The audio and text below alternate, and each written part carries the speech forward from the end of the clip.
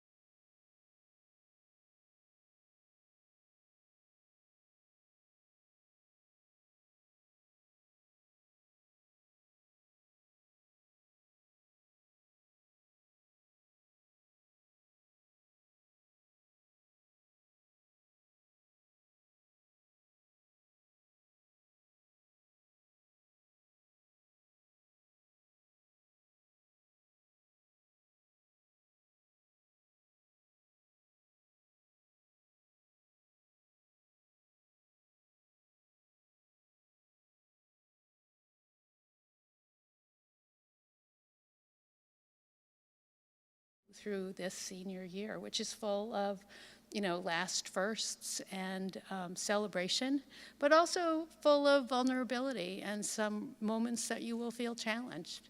And so really my part tonight is just to say I want you to remember two things through all of that, just two things. Whenever you need to, you think back and you say, Ms. Sadler said two things. The first thing is that you are not alone.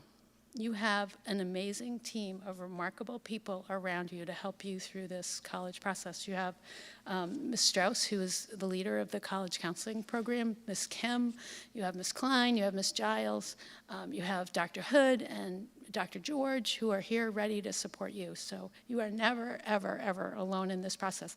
And seniors, you also have your wonderful parents who, there may be days where you do not feel like they're your first line of support, but I'm going to tell you right now, no one in this room is more excited about the year ahead of you than your very own parents. So make sure you use them as resources. The other thing I want you to remember is you are somebody else's support in this process, right? If you're not alone, then you need to be there for other people. And your class has done just an extraordinary job with that throughout your time here at Bryn Mawr. I see you out on the fields supporting each other. I see you in the classroom supporting each other. I see you just at lunch supporting each other. You are remarkably wonderful, supportive people. And so throughout this year, you are no doubt going to run into somebody who's going to need a little pat on the back from you, and I want you to try to hold on to that and be that person for them when they need you. So those are really, I think, the two things that I would encourage you to kind of keep thinking about through this senior year in your thrilling victory moments. We used to have a show when I was a kid called, oh gosh, what was that show, the sports show? I forget the name of it. Wide World of Sports, that's right.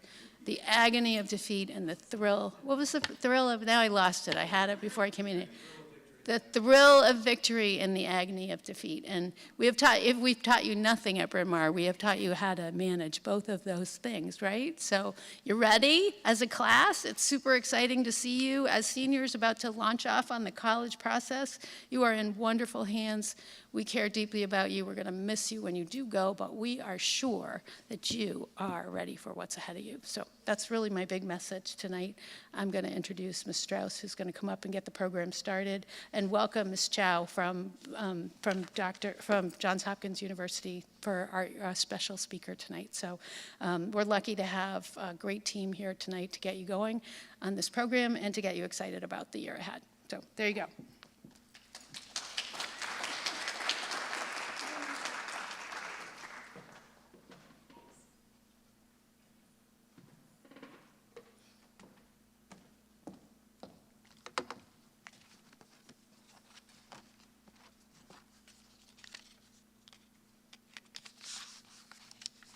Good evening. Thank you, Ms. Sadler. Thank you, students, for coming this evening after an incredibly long day. And I know some of you are straight off of the soccer field. Did we win? Okay, we didn't, but we played really hard, and it was a good game, I'm sure. So we lost by a lot less than last year. Yay, that's a win in my book. So thank you everyone, though, for coming out. And thank you for those of us who are joining via the live stream. We appreciate your attendance this evening as well.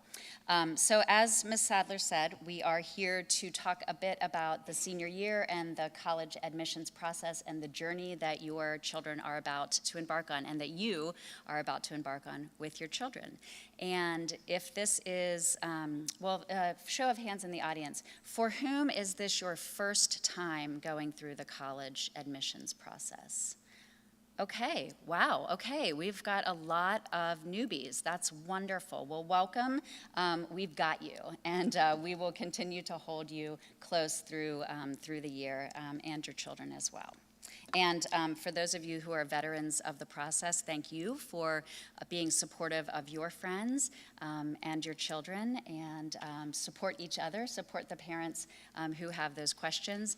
And also, I like to say too, if this is your second or your third or even your fourth time or your fifth, I had a fifth last year going through this process with a child, it's your child's first time. So regardless of how many times we've been through it, this is their first time. time and their only experience as a senior in high school going through this process. So we're going to help them enjoy it, and we're going to be grateful for the opportunity to do it here together.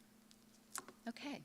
So one of the themes, or the theme of the College Counseling Office this year, is embracing an attitude of gratitude. And we very much are trying to infuse gratitude throughout our work with each other, with the faculty, with each other, with our team in the College Counseling Office, and also with the students and through the college process. This was inspired this year. We come up with a theme every summer, and this year it was inspired actually by a new supplemental essay prompt by one of the colleges. And the essay prompt that they are asking, one of the essay prompts they are asking this year is, in the spirit of gratitude. There is science behind that the feel good. When you express gratitude, you feel better. There's well-being science behind it out of the University of California, Berkeley. And one of the supplemental questions this year that's being asked is, please write a thank you note to someone. It can be anyone, but please write a thank you note to someone in the college application and explain why you are thankful for them or for that thing. And then we encourage you to share that note with that person. So in that spirit, we said, let's embrace that attitude of gratitude and bring it to Bryn Mawr as well. So tonight, we are going to, I just want to give you a run of show for this evening. We're going to explain a little bit about Naviance and Kickstart, the two college counseling platforms that your children are using to navigate the college counseling process here with us. We'll talk a bit about application types and specifically deadline types, early action, early decision, rolling, what these all mean. We'll go through that as well. We'll talk a bit about your timeline. There is a handout. Hopefully you picked it up on the way in. If you did not pick it up on the way in, I encourage you to grab it on the way out. That will walk you through the entire senior year. So please do reference that and keep that handy. And of course, ask us any questions that you may have. We also want to talk a little bit about financing your college education and the ways in which you can do that through financial aid and also from merit aid and scholarships. We'll touch on that. We're also going to have, as Ms. Sadler said, we have a guest speaker, a guest conversationalist with us this evening, Ellen Chow from Johns Hopkins University, and she's going to join me on the stage later in the program for a bit of Q&A, and then we're going to open it up to the audience for questions as well at the end. And that really is the run of the show for tonight. So parents and caregivers, I want to speak with you just for this next slide. We firmly believe that this is one of your most important roles this year.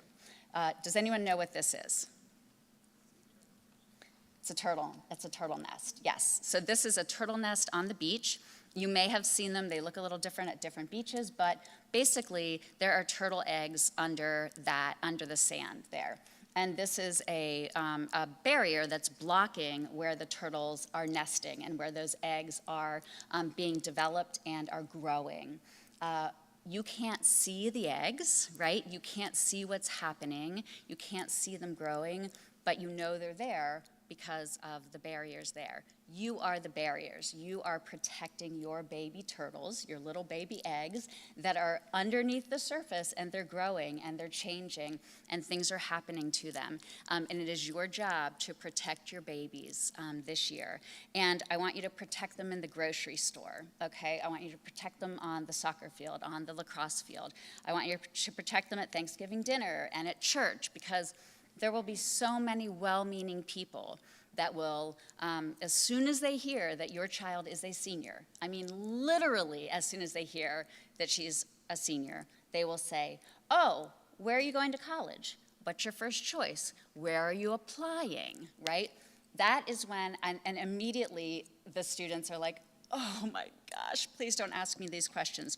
I don't know, and I certainly don't want to tell you, very well-meaning stranger, or Aunt Anne, or whomever it is, coming for your child. So please know that the College Counseling Office has given you permission to protect your babies, and when that happens, to invoke your parental superpowers and swoop in, and you can save your child. Because we know that there is a lot happening under the surface, and we just want to give them time to figure it out and to grow and to mature through this process. Okay, and now I'm going to hand it off to my colleague, Kate Klein.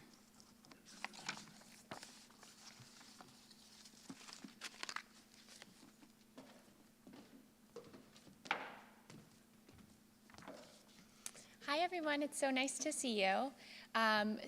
Just to kind of touch on what Ms. Strauss just mentioned, as parents, we really encourage you to think about a few things in these conversations with people that you bump into who are asking about the college process, but to also be mindful of how you're navigating those conversations yourself, with family, friends, with your family at large, thinking about not asking someone where they are planning to attend, also as a friend, but really asking them how they're doing. There are so many other interesting topics that you can tackle with someone in their senior year and really let their college process belong to them until they're ready to share that unprompted. So you'll just kind of see a few tips up here for you as a parent, but again, just make sure that you're really supporting your child, understanding their needs, and helping them pursue this process in a way that makes sense for them. And I think the last point is something I would really encourage that we all kind of take a moment to remember. Remind your child frequently that you love them no matter where they end up. So regardless of what college they choose, how the admissions process pans out, you love them and it is going to be a good fit for them. And it sounds so simple, but hearing it out loud for students is so impactful, whether they pretend like they don't want to hear it or not.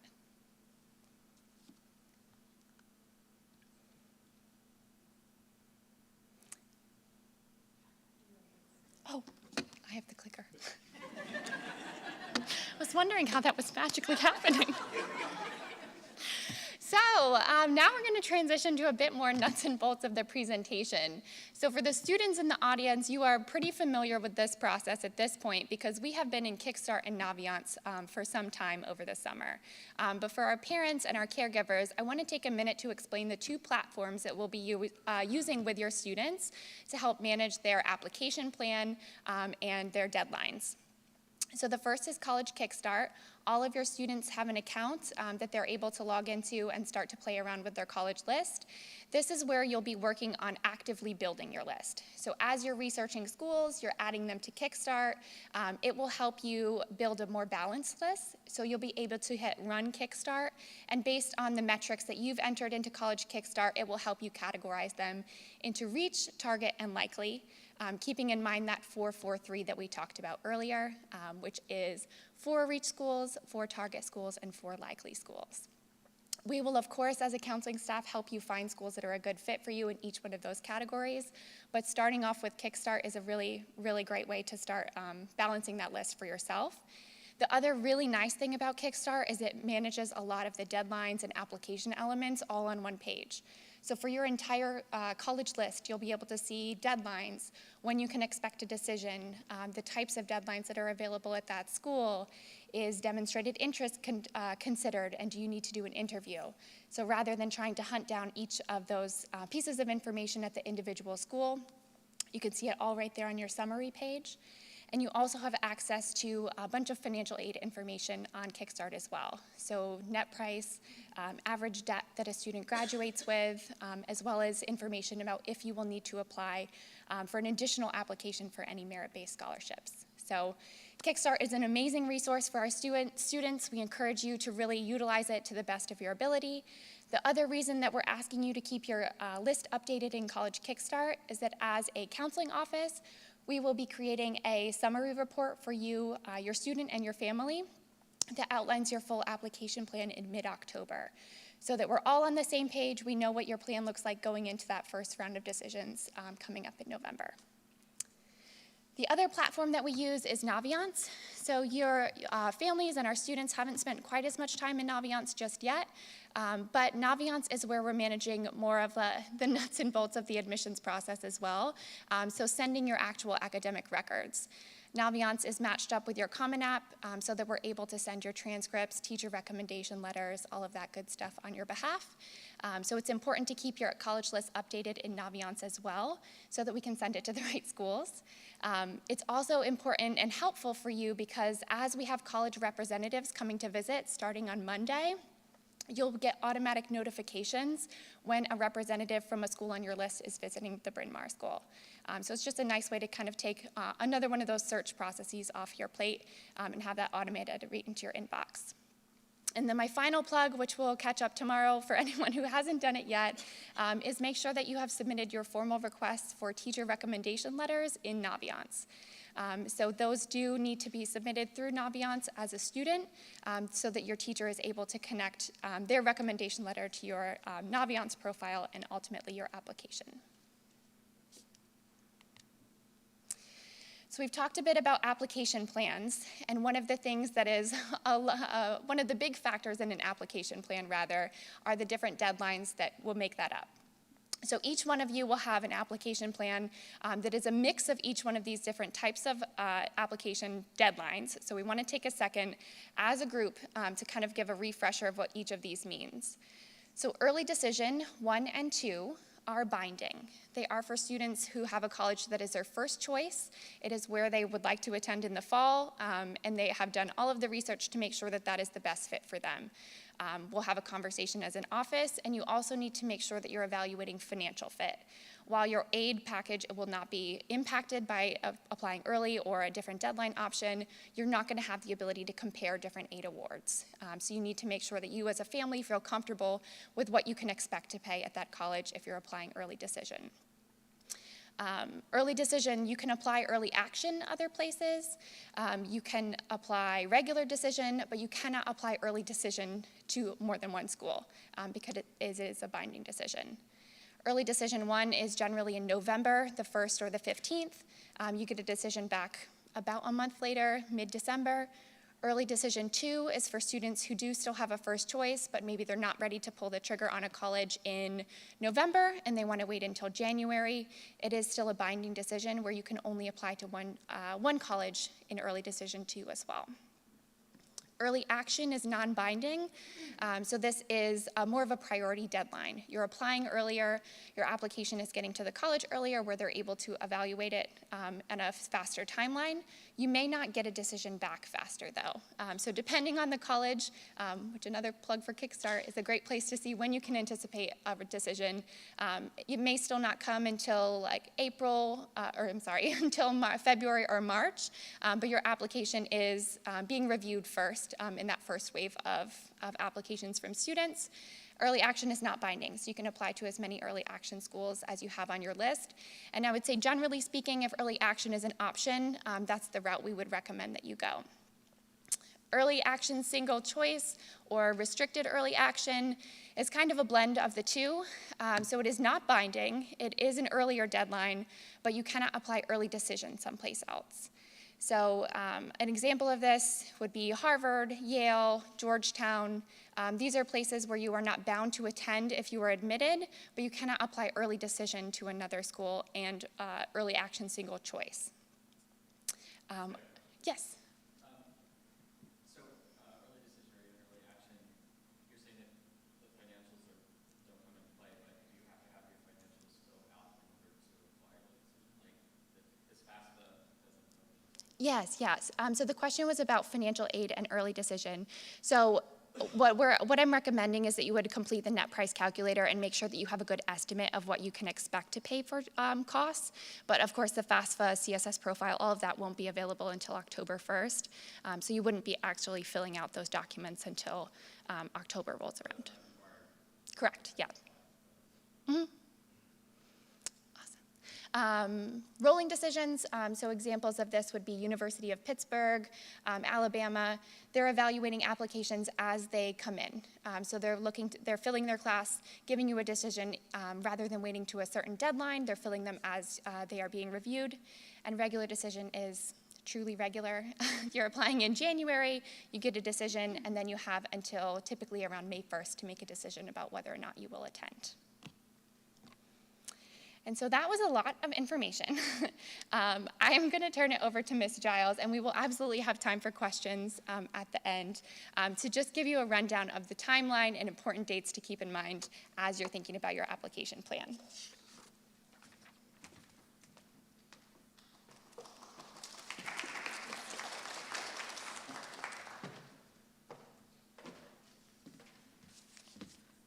Oh, goodness. I don't think I've been on a stage since COVID was a thing. So hi, welcome everyone.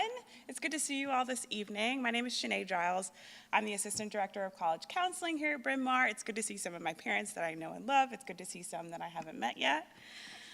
So we've given you, as you came in today on the check-in table, a handy-dandy handout of a timeline and some important dates. So that's just something, maybe you can stick it to your fridge, kind of cross it out as the days goes on, just to keep in mind. Now this might change and grow if you're experiencing different things during the college process, like say you're a recruited athlete, so those might be different deadlines for you. But to give you kind of a typical, here's the rundown, you've got your handout there too. And you can always check in with us to see if that is different for you. It's also nice to kind of go through on that handout, maybe for your weekend check-ins with your family. Like let's say you don't want to talk about the college process all the time. You want to just set maybe a Sunday evening for 20 minutes to talk about college stuff, and then we won't talk about it for the rest of the week because we need to have fun and enjoy senior year. The things on this handout can be good talking points as well to check in. We've also left a field guide for you on the table outside. If you didn't get one, if you did get one, we mailed them to you, so you should have one. If you didn't get one, you can get one as you leave. And so this, for you all, it does give a good outline of freshman, sophomore, junior, senior year. So senior year would be kind of the similar things in your handout, and then it also has a lot of good tips and information and things like that. So you can flip through that, or you can grab one if you didn't receive one. And last but not least, I want you all to check our website frequently. So we post a lot of different events that are coming up, that pop up, that come across our desk that might be good for you. Make sure you just go ahead and bookmark the college counseling website, which is on the Bryn Mawr School website, and just check that pretty frequently for anything new and upcoming that we've posted. And I click yes. All right, so transitioning into some financial aid stuff. So I heard a good question about financial aid.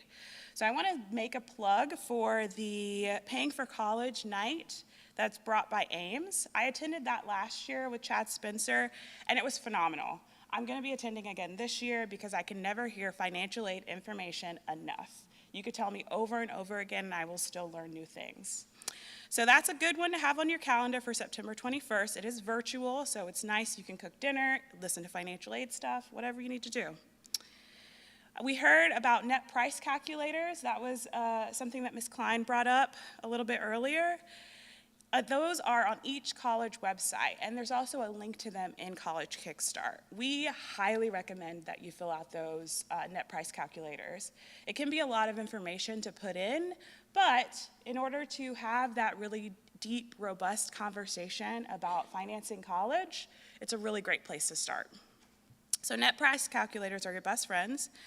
And then when you're talking about the CSS profile, which is the College Scholarship Service, and the FAFSA, which is the Free Application for Federal Student Aid. So these are two different types of ways to get money, basically.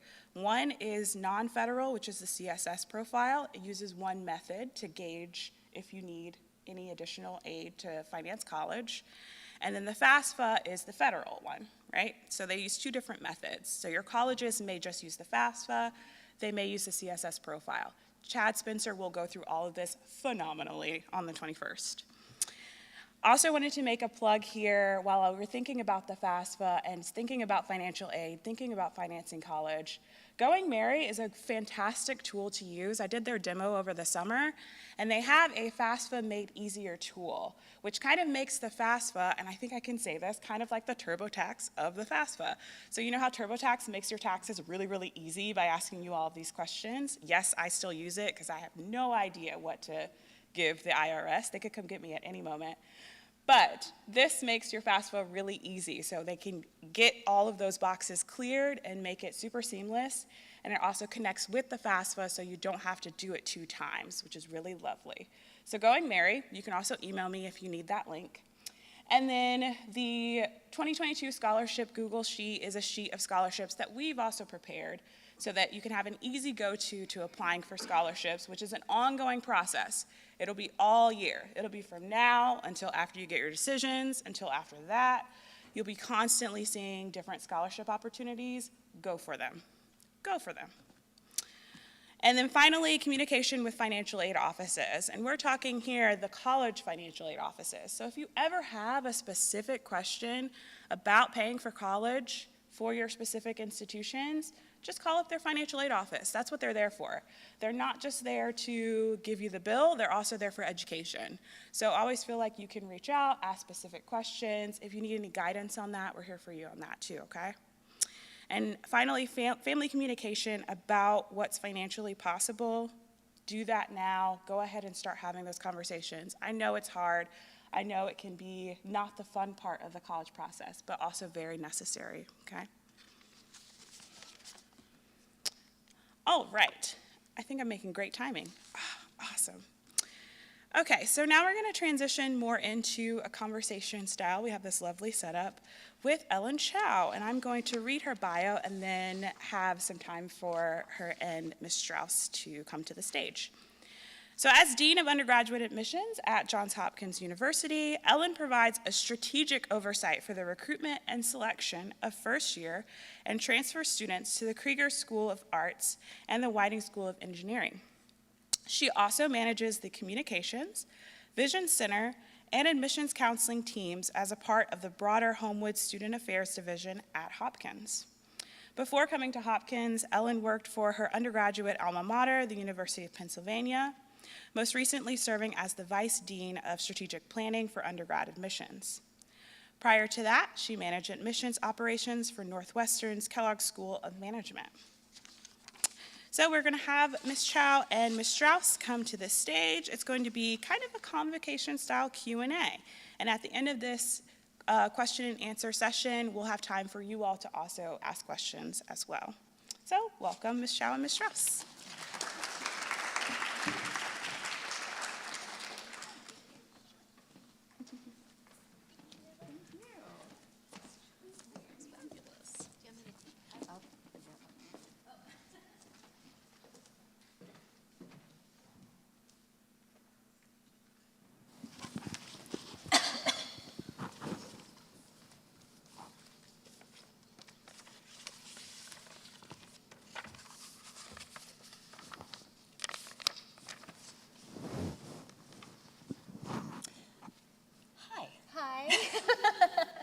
So as we were preparing and thinking about how we wanted to do this evening, typically in college counseling programming that we've run in the past, we've had a guest speaker such as Ellen Chow give remarks from the podium.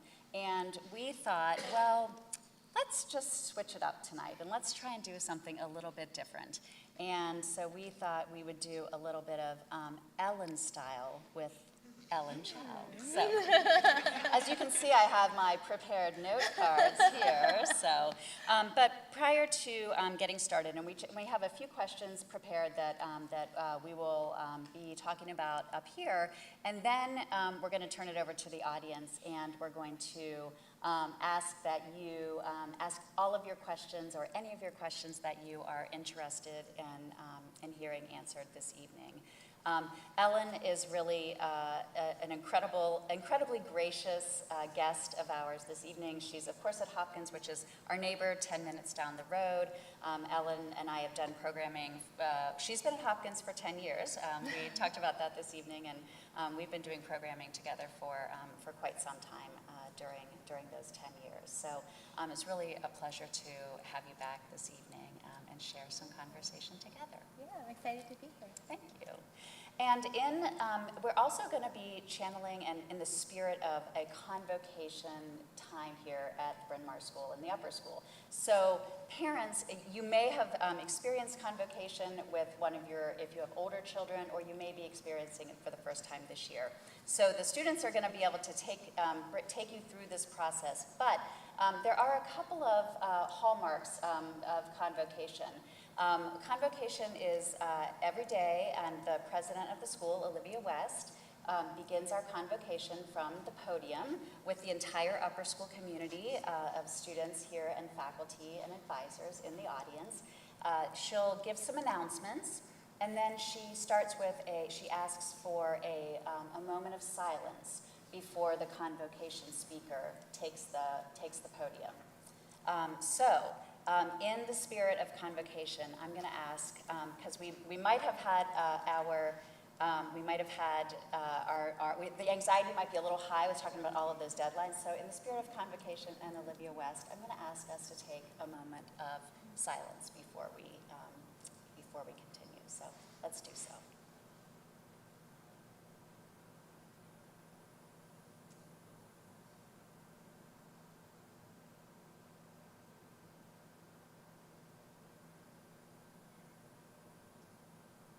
Thank you. Let's begin. Ready. Ellen, as we talked earlier, our College Counseling Office theme this year is embracing an attitude of gratitude. In that vein, what are you grateful for at this time in your life?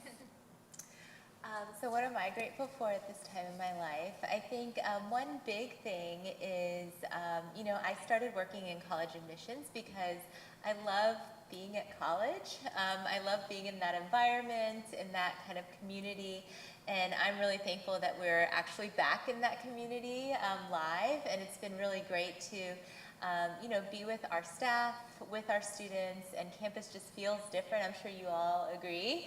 And also just to be here with you all, the families, our colleagues on the college counseling side.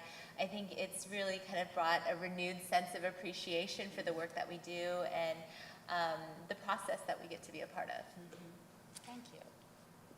And I'm wondering if maybe, oh yes, we're getting the cue to use the mics. It's my first time hosting a talk show. Okay. Ellen, how might an attitude of gratitude come through in an application?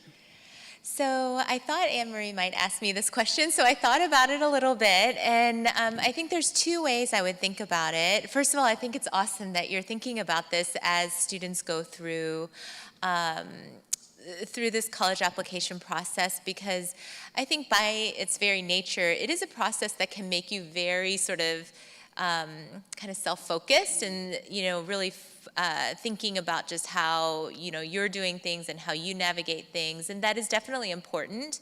I think this is a process where you learn a lot about yourself.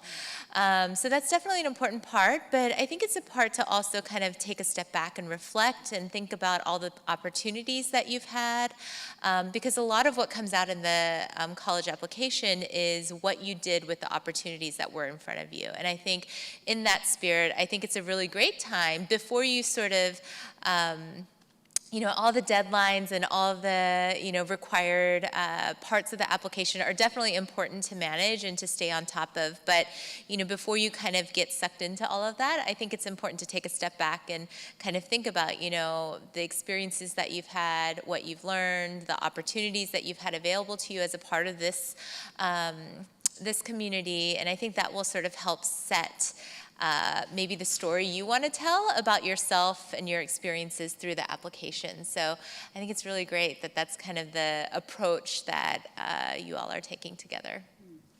Thanks, Ellen. That reminded me when you were talking about students taking advantage of what the opportunities are in their school and in their school community. I was just reading this morning, our professional organization, which is the National Association of College Admissions Counseling, released a report today, and there were lots of things in the report, and one of them was talking about calculus in high school, and one of the points was that many students across the country do not have access to calculus in high school, which for me, you know, living in the Bryn Mawr school community, living in the independent school community in Baltimore that we are so blessed to have, I had, you know, I didn't think about that, in that, and how grateful, and in an attitude of gratitude, how grateful it is, you know, I am that that I'm working in a school that affords students the opportunity to take rigorous courses such as calculus, statistics, AP and honors, and just our college preparatory courses. Can you talk a little bit about the differences of high schools across the country and maybe how you evaluate Bryn Mawr versus, say, a school in a rural area of the country? Yeah. That's a great question. So, you know, when we review applications, one of the things we're thinking about is how have you navigated the opportunities and experiences that were accessible to you throughout your high school experience. And the reason we do that is because the way you've sort of approached the last several years of your high school career is an indicator to us of how you might approach experiences and opportunities on our campus. So we're trying to get to know you through the application, so we want to know how do you sort of you know, engage with the learning community that you're in. And so that can play out slightly differently depending on what's available to you in a particular school environment. You know, not all schools have the same curricular offerings. Obviously, we would never expect students to take classes that were not offered in their high school. But, you know, it's a little bit more. I think sometimes when students and families hear colleges say things like, you know, we want to know if you made the most of the opportunities that you had available to you, that kind of sounds like I had to have done everything possible in my high school experience. And that's not really what we're saying, nor do we want that for you, because we know that you're not going to do that when you come to our colleges, right? You're not going to do everything that's possible. You know, one of the things we're thinking about is, you know, from an academic standpoint, given the opportunities and the classes that you have available, not just, you know, did you do them all necessarily, but how did you do them, right? It doesn't make sense to stretch yourself so thin that you're, you know, taking all the rigorous classes that you possibly can, but maybe you didn't have a really great experience because you had to work so hard and were studying your entire high school career.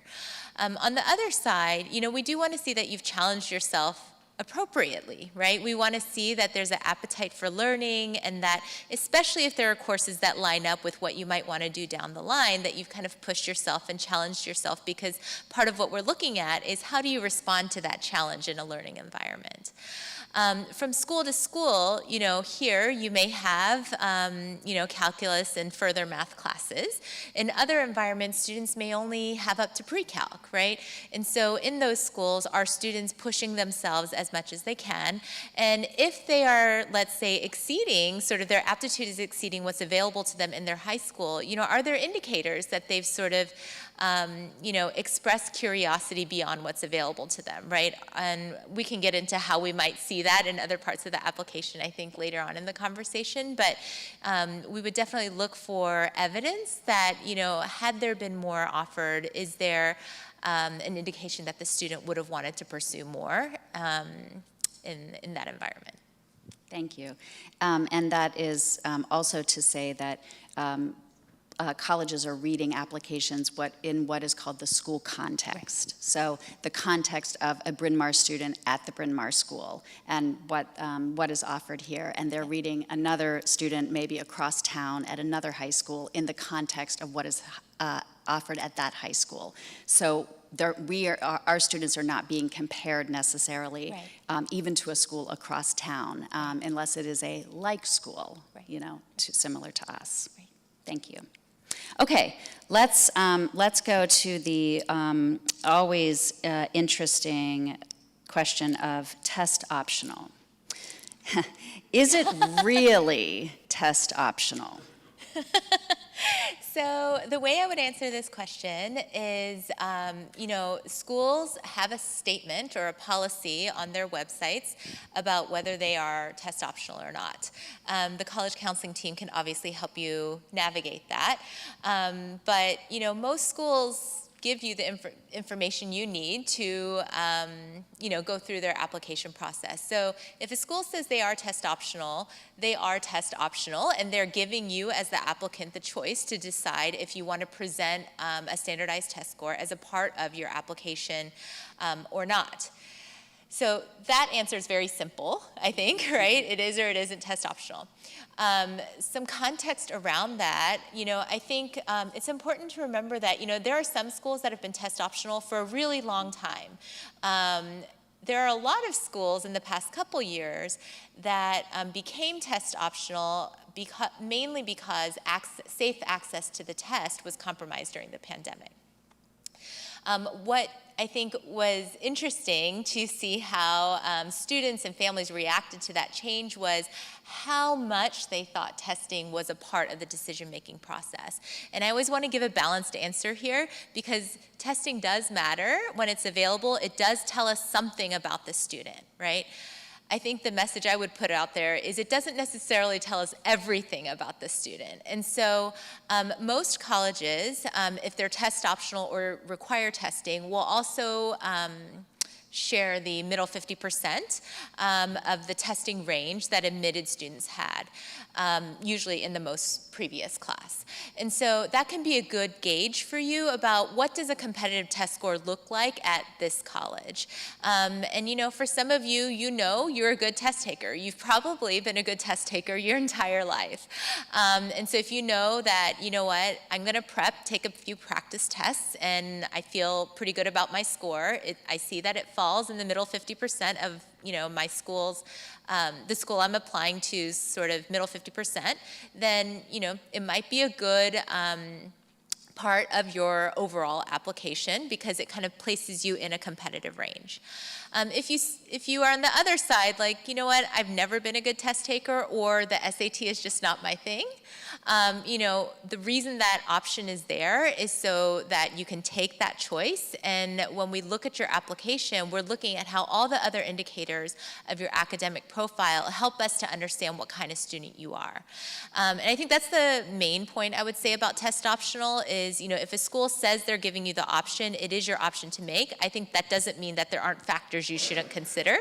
I think the college counseling team here at Bryn Mawr will give you the guidance you need to be able to navigate that and point you to the information you can look at to make the best choice given the schools on your list. But the ultimate question that colleges are trying to answer is not whether you're a good test taker or not, but what kind of student you are. So the story about who you are as a student comes from a lot more information than just that one score. Thank you. That's a very great answer and a complex answer for a question that seems simple.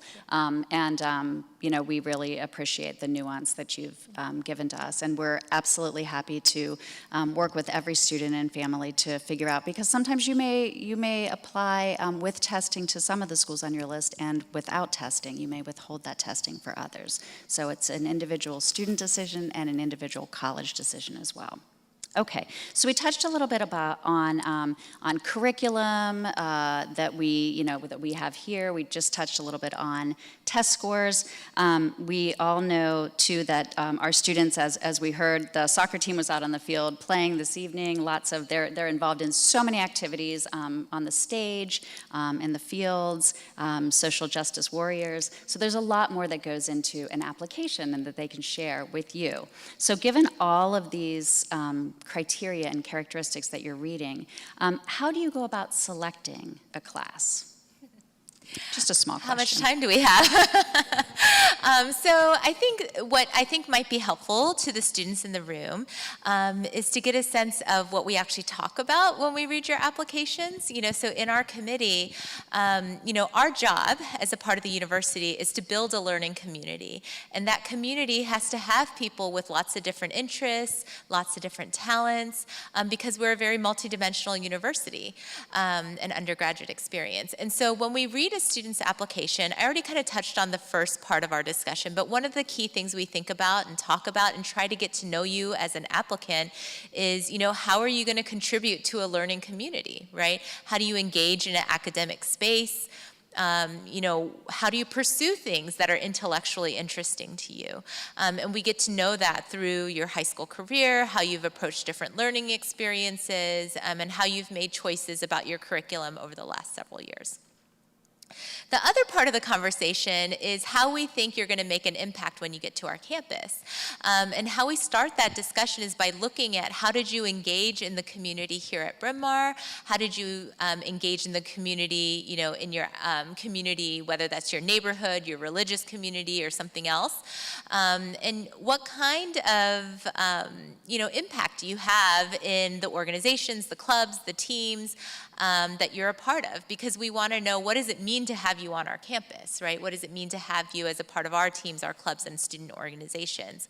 And so for us, as we review your application, we are looking at certain certain required pieces, but what we're really trying to do is glue it all together to get a sense of who you are as a student and who you are as a community member. Thank you. And I think it's always interesting to think too when admissions offices are looking at who to offer admission to, they're also thinking about what kind of a roommate would you be? What kind of a classmate would you be? Would that be true? Absolutely. I think we're very we think about, these aren't just students, but, these are people who are, when you hear people talk about college, they talk about these lifelong friendships and, people who were influential in their journey. And I really appreciated how the intention for this process was set about, supporting one another, because we think about that in a college community as well. And so, the things you achieve in and outside of the classroom are important. They definitely tell us a lot about who you are, what's important to you, what your goals and ambitions might be. But we're also thinking about, when we read your teacher recommendation letters, when we read your counselor letter, and even how you talk about your own experiences, we talk about what kind of person you are, right? We want to know, are you someone who, supports others? Are you someone who is, that we would want our students to have as a part of their community? So that's definitely, I think, a layer of the conversation that we have as well. Thank you, and I love that because I feel like it humanizes the process, in that, there's the grades and maybe the test scores and the metrics, right, the quant measures, but then there are the qualitative measures as well that really come into play to build a residential college community. Thank you. Okay, so at a place like Hopkins and many other selective universities around the country and the world, the majority of the competitive applicants at a place like Hopkins, at a Hopkins-esque place, meet the academic metrics. They have those quants, right? They have the grades, maybe the testing, the curriculum. So what else stands out for you? That's a great question. It's hard to answer, though, because, it's a little different for every student we admit. Sometimes it's how they did something, or sometimes it's, their approach to something. And so it does vary from student to student. I think the truth is, we have a very limited number of seats in the class. And so I think for schools like ours, there will probably always be more students that we would like to admit than we're able to. And I think, that's just a reality of the process. And as you build your list, I think that's why the counseling staff here has coached you to think about, for reach, I forgot the term you used. Target Yes. Schools. And so you have sort of that breakdown. But, I think one thing that we spend a lot of time thinking about is, there are a lot of the students in our pool are quote unquote qualified, right? They've done a good job in high school. They've worked really hard. They've contributed to their communities. But, on one side, we do have to balance the class, right? We need to enroll a class that, we're thinking about all the different academic departments, all the athletics teams, all the different social communities on our campus. Do we have a diverse set of interests represented in the incoming class that's going to continue to support what the institution is doing? And then the other thing we think about is not just I think I've mentioned this in different ways already tonight, but, we do think about not just what you've achieved, like what you're capable of doing, but how you make those achievements is really influential in how we get to know you and how we start to picture you on our campus. And so I think an easy way for me to explain that is for the students in the room, I think that 2 students in the same class with the same teacher can get the same exact grade. But you might be 2 totally different types of students, right? How you learn, what you got out of that class, how you approach the assignments may be completely different.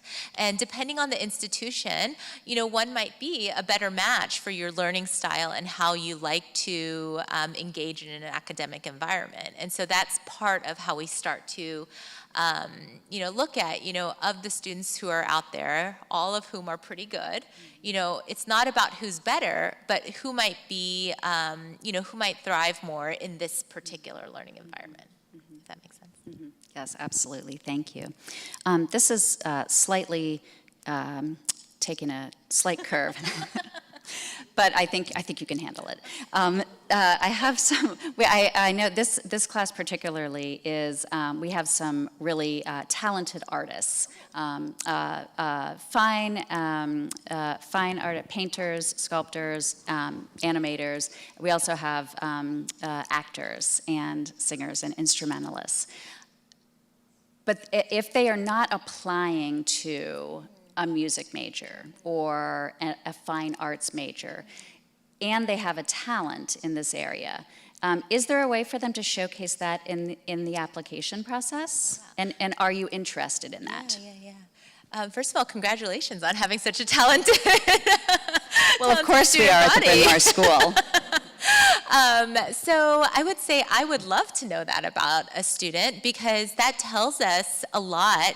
Even if we do not have, a certain program at a school, I think colleges want to know how you spend your time productively. And if a talent or a passion is in the arts, even if you're not even applying to an arts program, that helps us understand, how you've spent your time, where you've made investments. And I think the most important question that answers is, what do you do when you're passionate or interested in something, right? So if you're really passionate about, the performing arts, I want to know, what did you do with that? And that's going to come out either through your activities and time that you've spent in different organizations at your high school or different productions that you've been a part of.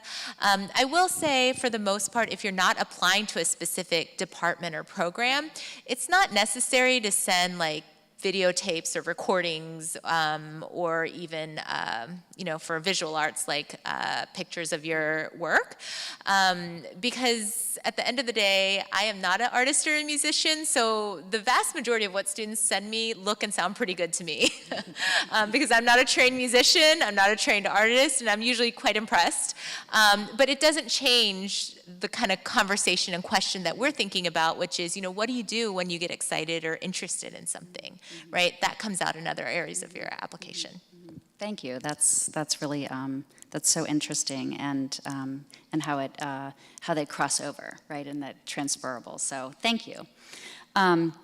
Okay, I think you touched on this term. I'm not sure if you said it exactly like this, but you touched on the priorities of the institution or the priorities of the university. And all universities and colleges have priorities. And the priorities, they're sometimes referred to as institutional priorities. And these are often set possibly above the dean of undergraduate admissions head, right? Usually far above. These are set in the president's office by the board of trustees. And then these are the goals and the institutional priorities that each year are sort of handed to the admissions office and saying, this is really what we want the class to look like, or this is where we need to shape and to. Can you talk a little bit about institutional priorities and like Sure. how do people know what they are? Yeah. So this is, I think, it can be a very complicated thing to think about because institutional priorities, that's a term that you'll probably hear a lot as you go through this process. Sometimes they're very clear. Some schools are very, you're like, wow, that's very clear that that's the focus for you, for that college. For other institutions, they can be not as clear and also evolve, right? Institutional priorities can kind of change as a university grows or develops things. I think an institutional priority is almost always something that supports the mission of the institution, right? So I think first, before you think about all the priorities, just go back to the core of the mission of the college. What are they about and why do they exist?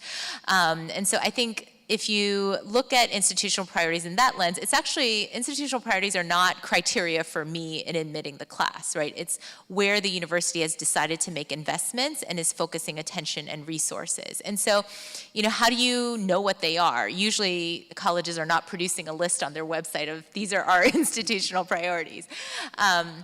And so, it can show up as new programs, new academic departments. It can show up as new resources for students. At Hopkins, we've built out a lot of resources for our students over the last 10 years that I've been there. Or it can show up as buildings, right? New stadiums, new labs, things like that. And so there's a lot of ways that you can sort of see evidence of what a university's institutional priorities or focus might be. In terms of how that should inform you as an applicant, I think it's kind of an interesting question because, it is good to know because all those things I think point to what an institution values, right? A college that is investing a lot in the undergraduate experience, maybe new undergraduate student housing, new student clubs and organizations, new undergraduate departments, I think that says something about a college, right? If the arts are something that's important to you, seeing a college, create new programs and departments around the visual and performing arts might be a good indicator that there's a lot of momentum. There are going to be a lot more students on that campus who are going to be interested in the things that you're interested in. So it can kind of give you an indication of where the momentum of a college is, where they're making investments, and what that might mean for the types of experiences and opportunities that you might have as a student there. The other thing I just wanted to say about institutional priorities too is it's really, I think, tempting as an applicant as you go into this process to think about, okay, what are all the things that colleges care about, where are they making their investments, and how do I sort of align to those things?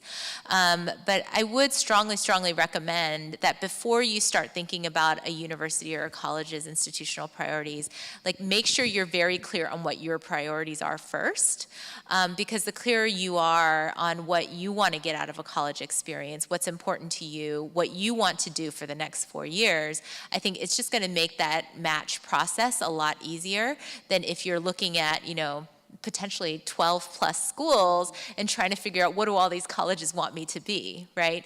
And I think that is a really, that's a quick way to feel overwhelmed. And so I would recommend making sure before you start thinking about colleges and their priorities, make sure you are clear on what yours are first. That's a great tip. Thank you. Pro tip from Ellen Chow. Oh. And it's when you're thinking about that too, I think it's not, students are answering supplemental essay questions, right? And oftentimes it's well, what do they want to hear? And it's not the question, what do they want to hear? It's what do you want to say? And that's really, going back on your priorities, what's important to you.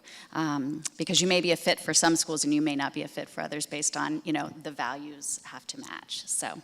Okay, we're going to do one more question, and then we're going to open it up to audience questions. The last question is, what are your thoughts on early decision?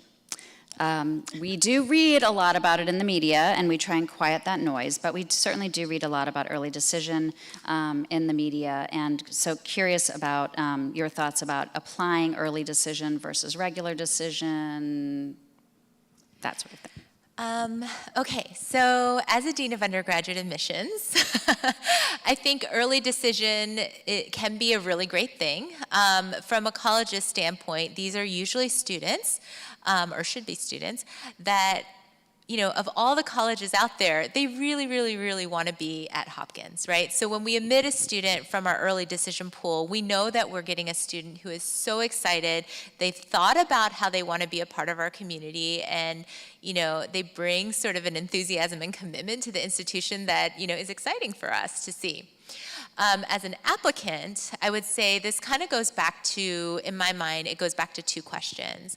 One, you know, the early decision deadline is soon, right? It's November 1st for most colleges that have some sort of early program. And so I think one question is, you know, is your application as strong as it can be by November 1, right? So that means you've, you know, I know you guys have already worked on your essays, and, you know, you've already asked your teachers, and you feel like everything in your application is as strong as it can be, and you're happy with where it's at.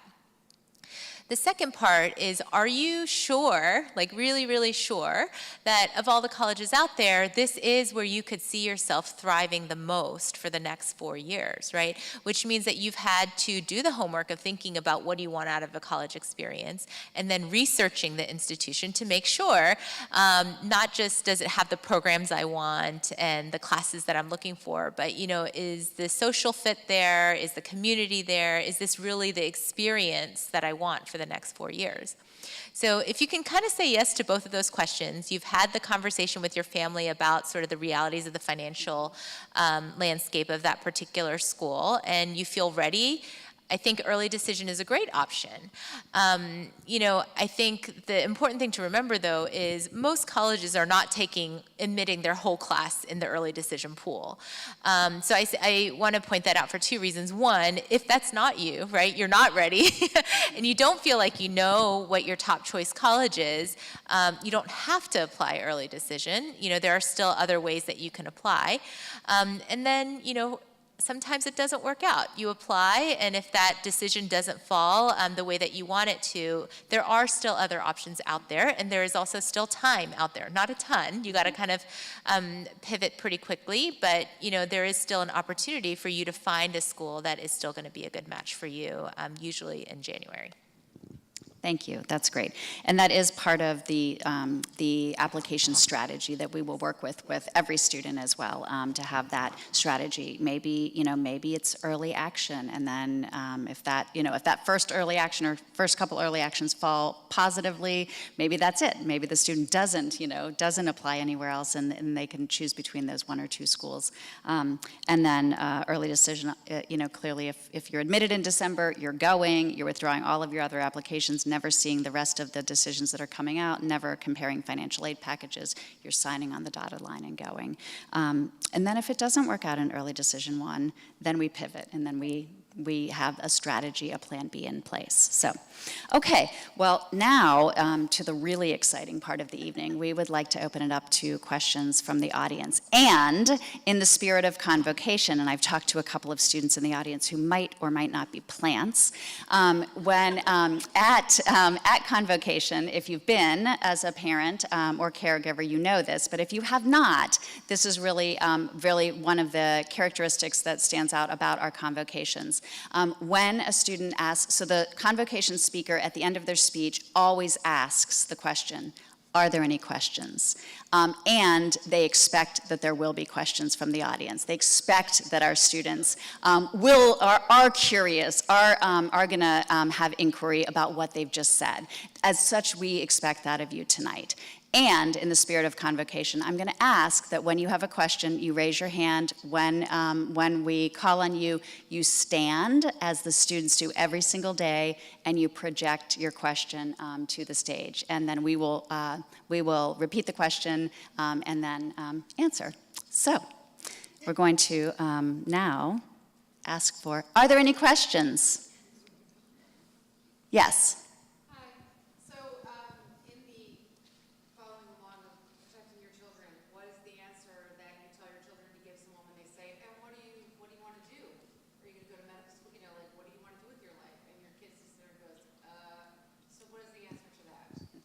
Okay, in the vein of protecting your children, if I'm understanding the question correctly, when a parent or caregiver asks the child, what do you want to do with your life? What are you going to study in college? What do you want to do? And they are answering, I don't know. I'm not sure. I'm not sure. What is the answer for that? So I'll take a stab at that, and then if you want to chime in, please feel free. So one of the things that when we talk to students in our offices, we do ask those questions as well, and we ask, do you have any academic interests? Are you interested in applying? What program are you interested in applying to at these schools? If a student says, I'm not really sure, I'm still deciding is okay, right? In the American higher education system, we have 4 years of undergraduate compared to other countries that have 3 years of undergraduate, which is a much more concentrated, like I am going to be a lawyer and I'm going to study law from the moment I walk onto that campus, and I'm only going to study law and I'm going to graduate in 3 years with a law degree. In the United States, we have a liberal arts exploratory curriculum. So in most majors, with the exception of a few, nursing, engineering, any others? Yeah. Those are about the two that are really, direct entry, and you need to start there if you want to finish in 4 years. Other than that, there is an exploration that happens during the first year of college, and most colleges and universities have a first-year program for that specifically. So they're and they have career centers, and they have options, and you can go to the career center and take career assessments and have career counselors work with you. And then most schools don't make you declare a major until your sophomore year. Now, we also ask, what are you interested in here, right? And what classes do you like here at Bryn Mawr? What are you excited to go to? What classes excite you? Where do you find your energy in those classes? Well, okay, you like English, let's explore some areas. You might be an English major, or you might be, there's many other majors that at colleges and universities that have English as the backbone. So that would be one thing. That's great advice. I understood the question a little differently, because I think I was thinking about what I remember about that stage in life, and I thought that was so great that you kind of coach the parents to think of themselves as protectors, because you can do everything right, but then you go to Thanksgiving dinner and everyone's kind of asking your student all these questions that they're constantly thinking about anyways, but maybe aren't ready to answer. I don't know if this would work, but I think sometimes it's good to answer with a question, right? In my experience, people do love sharing about their own experiences, and love to be asked for advice. And so I think it's fine for students to say, well, what did you major in? Or how did you decide where to go to school? And they might learn something. But I think that's a good way to kind of sidestep a little bit, and also take the focus off them a little bit, because this is a time where so much is coming to them, right? Students, you guys have to digest so much information and then make decisions about that information in a very quick space. And I think it's fine to kind of ask for input and advice. You don't have to take it all, but I think when you get the question, that's a way that I think you can take that moment to maybe learn something, but also take the pressure off yourself a little bit. I don't know, somebody try it and let me know if it works. And there also are so many majors in college that we don't even really know about, I would say, too, and that students get to college undeclared or as a, pre-med or, a philosophy major, and then all of a sudden they see, oh my gosh, what is supply chain management? Like, oh, that's a thing? Oh, yes, it sure is, and that's a great thing to study. Product design, I like art, but, I don't know what I'm going to do with art in my life. And then you go to a school and it has a product design major, and you're like, what is product design? Oh my gosh, I can use my art, and it's a little bit of engineering, and it's a little bit of business. That's my major. So we do just try and talk to students about what are their interests, and then help them explore on the websites, and just really look at the different majors and try and get excited. And I think this is where the College Guidance Office can really help your students as well, because some schools, it matters a lot what you think you might want to major in. And other schools, it's an indicator, like it helps them understand the student a little bit, but they're not going to be bound to that choice that they make in high school when they go through the application. So I think your students should have plenty of support in figuring out, how committed do they need to be to what they think they want to major in. Thank you. That was a great first question. Yes.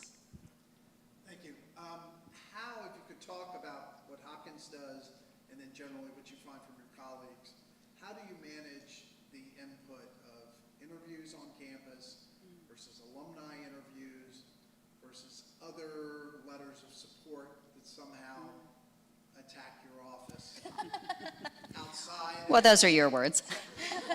No, well, I've been there. Okay.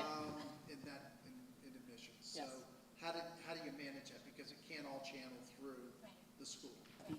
So the question was about how we sort of manage and also think about sort of third-party input, whether that's through interviews, extra recommendation letters, supplemental, supporters and things like that. So I would say in general, we ask for a certain number of things in the application process. And for schools that have an admit rate comparable to ours, we're typically reviewing a lot of applications. And so we want to kind of have a control in the process, right? We're looking for a specific number of things or a specific set of documents from each student. The reason is we use those documents, the teacher recommendation letters, the transcript, the essays, to answer very specific questions that we have about, who is this student and how do we think they're going to contribute to our campus. Of course, that's a very limited process, and if we had unlimited time and probably more staff, we could spend more time on each student, ask for many additional things. But just the realities of the process, we have a set number of things that we're asking for to the best that we can answer the questions that we feel like we need to in order to make a decision. I've worked at institutions that do have interviews as well as do not have interviews. Hopkins does not. And in my experience, when I worked at an institution that did interviews, what I found was the vast majority of the time, the interview, and I would say this is true for supplemental letters as well, the input from the interviews and the supplemental letters simply corroborates a lot of the information that we already know about the student. So as an example, if a student did, maybe asked a mentor to write a letter on their behalf as in support. Maybe they thought it would be helpful because the mentor was an alum of that particular school. So, usually the letter reads very nicely, so-and-so is a great student, ambitious, such strong character, great older sister, blah, blah, blah. There's usually not unique information in that letter that we didn't see about the student elsewhere in the application. Why? Because when we look at the counselor recommendation letter, especially from a school like Bryn Mawr, we are already getting information about that student's character, how they interact with their peers, what they do in a community. We hear from their teachers about, their goals and their ambitions and how they sort of, envision their future. So we get a lot of information from people who see these students every single day throughout the school year. And so in my experience, it's been a lot of corroboration, which is not a bad thing, but I would not necessarily encourage students to feel like they have to get all this additional support because we are really focused, and our review will always focus on the required parts of the application. And that's a great question. Thank you so much for asking that. We do talk with the students about extra letters of recommendation and how those can come in. We do not handle those extra letters of recommendation. If a student wants to submit an extra letter of recommendation, there is a mechanism on the common application that is called an other recommender, and that student invites that other recommender through the common application. So we actually don't receive those extra letters of recommendation in our office. It's a process that's just really hard to manage when there's letters coming and you trying to send them to the right colleges colleges, and sometimes it goes to one college and not the other. So the Common Application has really solved that problem by giving the opportunity to have an other recommender.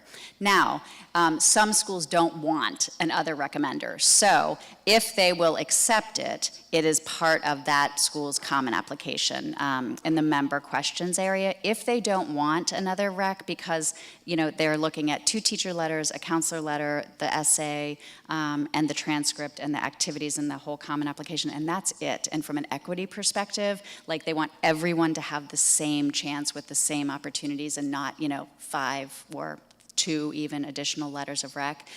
Sometimes they just won't even have that as an option on the Common App. So, but thank you. That's a great question. And I think that has changed over time. So I do, you know, over time, 30 years ago, interviews and extra letters might have been a bit more impactful because the volume was so much less, right? Now when, you know, schools are reading 50,000, 60,000, 70, 80, 90, 100,000 applications a year, they cannot, you know, read extra letters and extra things. So, but that's a great question. Okay, students, I'm looking at you. Yes. I'm not a student. Yes. So, actually, 2 questions. One to your most recent point. With regard to an extra letter, if you were to receive it, is your expectation, frankly, that given all that you learn about the applicant from the metrics, from the teacher recommendations, from the application itself, from the essays, that you would almost, from your perspective, anticipate that another letter would probably be absolutely confirmatory and maybe even overly effusive anyway, so you wouldn't really give it a lot of weight? So I guess the question is, you know, because we know that in most cases, a supplemental letter does corroborate what else is in the application, do we not give it much weight? And I think this kind of goes back to the point Anne-Marie made about, you know, it is an equity issue, right? We cannot, and we certainly don't want to encourage students to go out and get all these extra letters for the process. You know, we do focus our evaluation on the required parts of the application. A supplemental letter is not required. If a student sends one, and only one, we will look at it and read it. But, you know, in terms of weighting, it's not really, I can't think of a time where it was a major factor because, you know, the questions we're trying to answer are really about how do you approach a learning environment and how do you contribute to a community. That letter may give us information to help answer those questions, but, you know, it still has to be corroborated by other parts of the, you know, application anyway. So I think, you know, it probably isn't going to hurt a student, but that's not where I would encourage students to focus your energy when you have to manage so many other parts of the process. So, your answer is yes, and it's really not a tipping point in the whole calculus. And then my other question was, as you fill a class each year, what are your thoughts as to how you ensure that each year's class is culturally diverse? So the question is about, as we enroll a class every year, how do we ensure that a class is culturally diverse? I got that? Okay, so that's actually one of the most fun parts of our job is that, you know, it's not just about looking at grades and transcripts and reading recommendation letters, but, you know, really trying to understand who these students are. We are very cognizant of the fact that these are applications that represent actual people, young people who are still kind of exploring their interest, figuring out what they want to do with their lives, and they're at a really important sort of juncture in their trajectory. And so, you know, I think sometimes lost in all of these conversations is the other parts of the application, right? Like the personal statement and the supplemental essays. And those are spaces in the application where as students, you can speak directly to the admissions committee and tell us about, you know, what's important to you, what's been impactful in your life, what's shaped your interests and your values, and, you know, how you will sort of express those things when you get to a college campus. And so, you know, to me, there are sort of spaces in the application, and maybe even how the whole application comes together, that gives us an indication of, you know, how we think about different students and how they will connect to our student body when they get there. Some of it's a little easier than others, right? Sometimes we're looking at, how students are interested in different academic things, how students are interested in different extracurricular things. And we are looking at and thinking about that as a whole.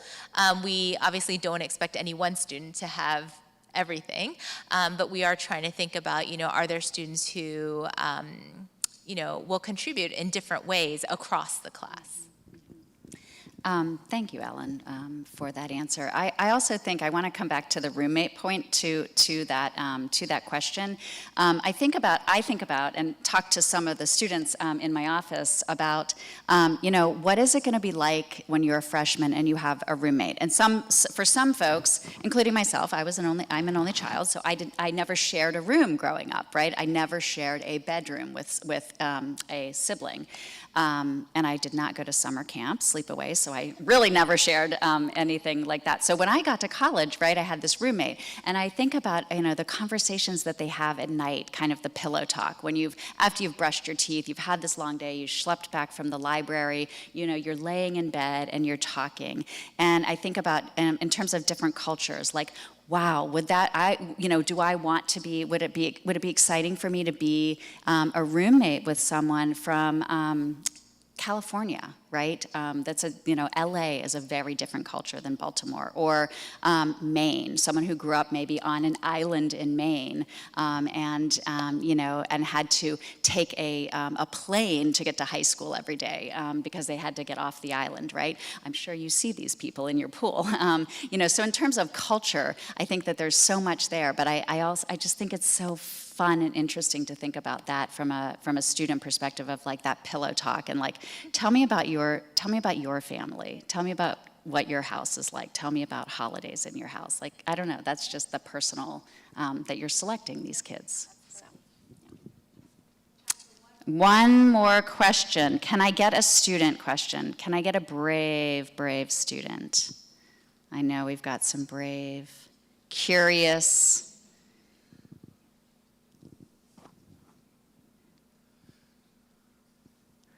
Going once. Okay, I see a brave, curious father in the audience. Okay, sir, you have the last question. Representing the students. Two quick questions. How many applications did Hopkins receive last year? And two, what would you say has changed over the last 10 years as far as the admissions process from your perspective?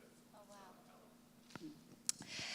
So how many applications did Hopkins have? We had a little over 38,000 applications last year. And in my perspective, what has changed in the last 10 years? I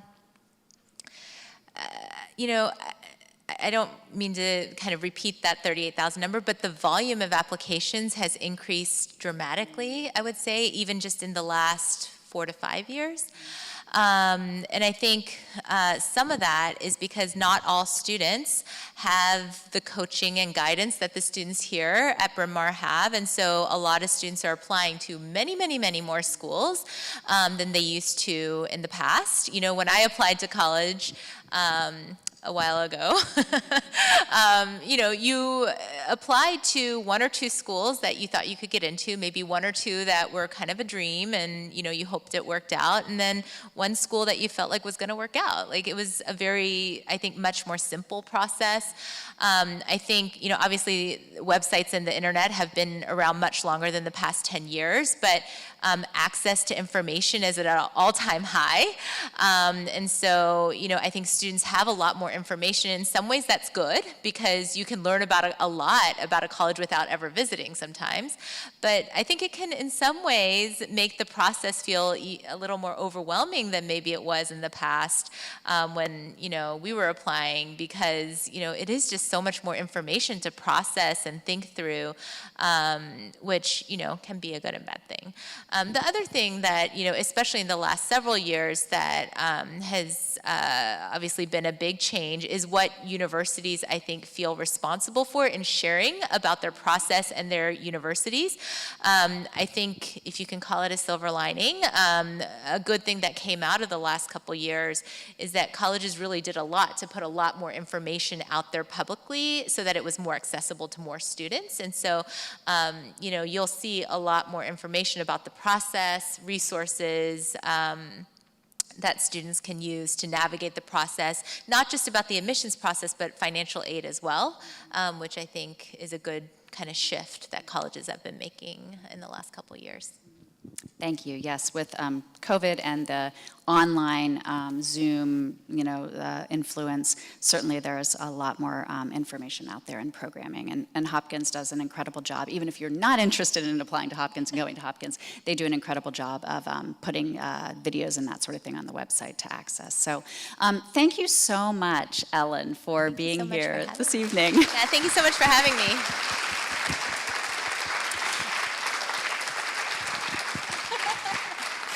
And thank you so much for the students and the families for coming out this evening. It is 8 o'clock. It is time to go home. But thank you so much. Students, go home, get some food, hit the homework, and get some rest. See you tomorrow.